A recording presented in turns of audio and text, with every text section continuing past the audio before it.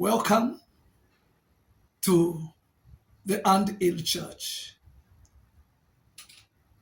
I want to talk about why small churches will change the world.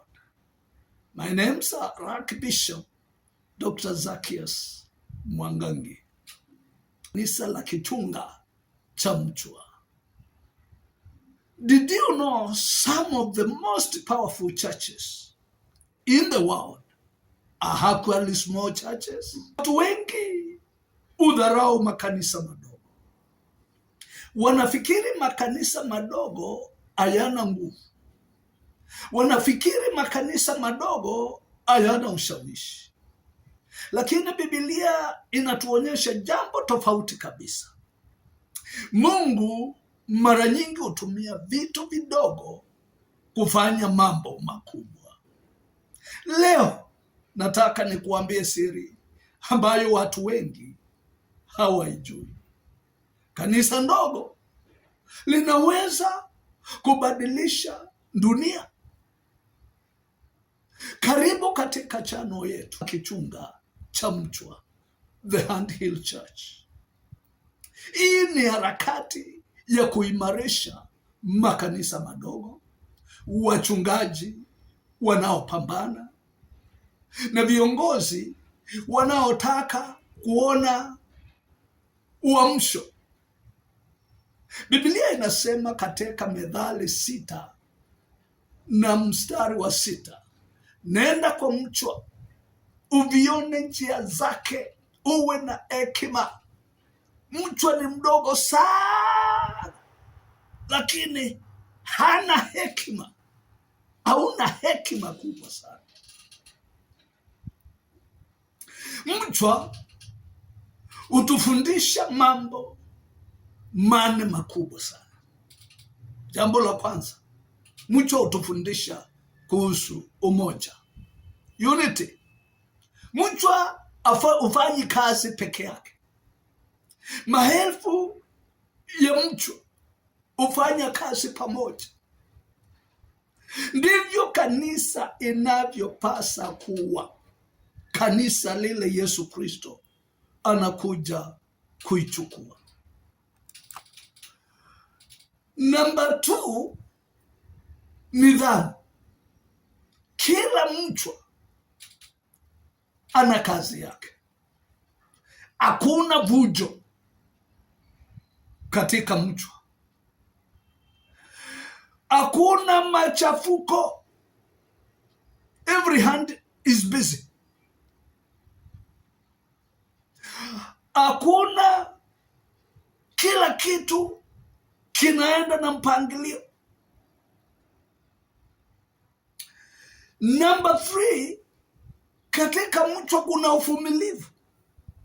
Kichunga cha mchwa akijengwi kwa siku moja, kinajengwa hatua kwa hatua. Ndivyo huduma inavyokuwa. Namba 4, unapoenda kusoma kwa mchwa utapata kuna ulinzi. Those guys know what they are doing. Mchwa hawashambulii mtu bila sababu, lakini wakishambuliwa wanajilinda bana, wanajilinda. Kama wewe ni mchungaji wa kanisa ndogo, nataka kukuambia jambo muhimu sana leo. Usidharau huduma yako.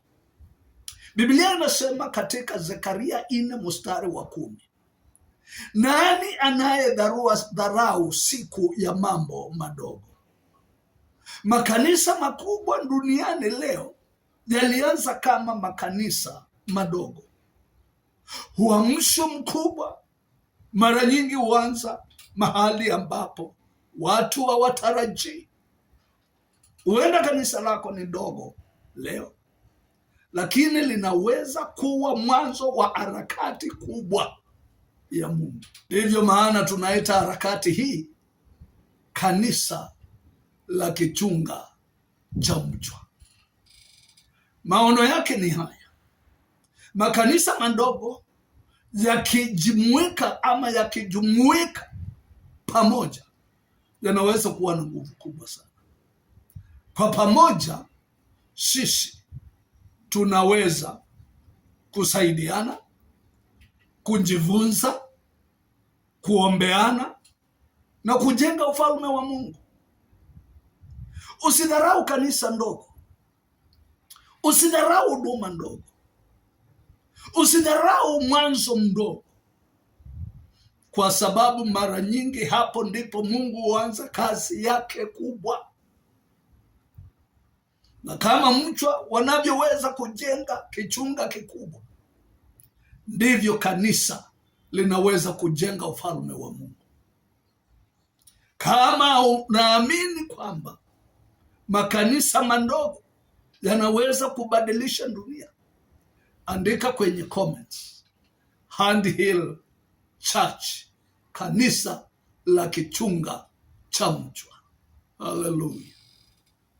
Na usisahau subscribe, share video hii na ubariki wachungaji wengine kwa ujumbe huu. Mungu wa Israeli awabariki sana.